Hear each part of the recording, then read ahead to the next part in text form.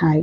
ನಮ್ಗೊಂದು ಪೇಷಂಟು ಒಂದು ವಾರ ಮುಂಚೆ ಎರಡನೇ ಪ್ರೆಗ್ನೆನ್ಸಿ, ತುಂಬ ಹೊಟ್ಟೆ ನೋವು, ಬಿ ಪಿ ಎಲ್ಲ ತುಂಬ ಕಡಿಮೆ ಇತ್ತು. ಚೆಕ್ ಮಾಡುವಾಗ 70-40, ಪಲ್ಸು ತುಂಬ ಜಾಸ್ತಿ ಇತ್ತು, 130 ಆ ಥರ ಸೆಮಿ ಕಾನ್ಷಿಯಸ್ ಸ್ಟೇಟಲ್ಲಿ ಬಂದಿದೆ. ಮತ್ತು ನಾನು ಇಮಿಡಿಯೇಟ್ ಸ್ಕ್ಯಾನ್ ಮಾಡಿ ನೋಡಿದ್ರಲ್ಲಿ ಹೊಟ್ಟೆ ಒಳಗಡೆ ಎಲ್ಲ ಬ್ಲಡ್ ಇತ್ತು, ಬ್ಲಡ್ ತುಂಬಿಕೊಂಡಿತ್ತು, ಲೆಫ್ಟ್ ಸೈಡ್ ಟ್ಯೂಬ್ ಪ್ರೆಗ್ನೆನ್ಸಿ ಇತ್ತು. ಸೊ ಇಮಿಡಿಯೇಟ್ ನಾನು ಲ್ಯಾಪ್ರೋಟಮಿ ಮಾಡಿದ್ದೀವಿ.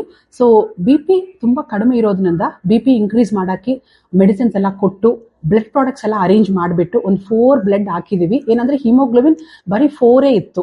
ಸೊ ಬ್ಲಡ್ ಪ್ರಾಡಕ್ಟ್ಸ್ ಎಲ್ಲ ಹಾಕಿ ಇಂಪ್ರೂವ್ ಮಾಡಿಬಿಟ್ಟು ಮತ್ತೆ ಸೈಡ್ ಬೈ ಸೈಡ್ ನಾನು ಸರ್ಜರಿ ಮಾಡಿ ಪೇಷಂಟ್ನ ಸೇವ್ ಮಾಡಿದ್ದೀವಿ. ನಾನು ಏನಕ್ಕೆ ಆಗ್ತಾ ಇದ್ದೀನಿ ಅಂದರೆ, ಎಲ್ಲ ಪೇಷಂಟ್ಸು ಪ್ರೆಗ್ನೆಂಟ್ UPT ಪಾಸಿಟಿವ್ ಬಂದಾದಮೇಲೆ 2 ತಿಂಗಳಾದಮೇಲೆ ಹೋಗೋಣ, 1.5 ತಿಂಗಳಾದಮೇಲೆ ಹೋಗೋಣ ಅಂತ ಲೇಟಾಗಿ ಬರ್ತಾ ಇದ್ದೀರಾ. ಸೊ ಆ ಥರ ಬರಬಾರ್ದು, ಬೇಗನೆ ಬರಬೇಕು.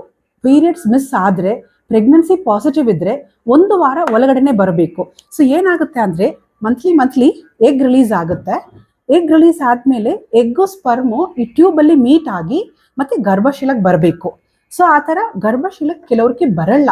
ಸೊ ಆವಾಗ ಟ್ಯೂಬ್ ಪ್ರೆಗ್ನೆನ್ಸಿ ಆಗೋದು. ಸೊ ಬೇಗ ನಾವು ಕಂಡಿಟ್ಟ ಅಂದರೆ, ಸೊ ಮೆಡಿಸನಲ್ಲೇ ಕ್ಲಿಯರ್ ಮಾಡ್ಬೋದು. 5 ವಾರ ಒಳಗಡೆ ಇದ್ದರೆ ನಾವು ಮೆಡಿಸಿನ್ಸಲ್ಲೇ ಕ್ಲಿಯರ್ ಮಾಡ್ಬೋದು. ಸಪೋಸ್ ಮೆಡಿಸಿನಲ್ಲಿ ಕ್ಲಿಯರ್ ಆಗಿಲ್ಲ, ಒಳಗಡೆ ಬರ್ಸ್ಟ್ ಆಗಿದೆ, ಆವಾಗ ಲ್ಯಾಪ್ರೋಸ್ಕೋಪಿ ಸರ್ಜರಿ ಮಾಡಿ ಕ್ಲಿಯರ್ ಮಾಡ್ಬೋದು.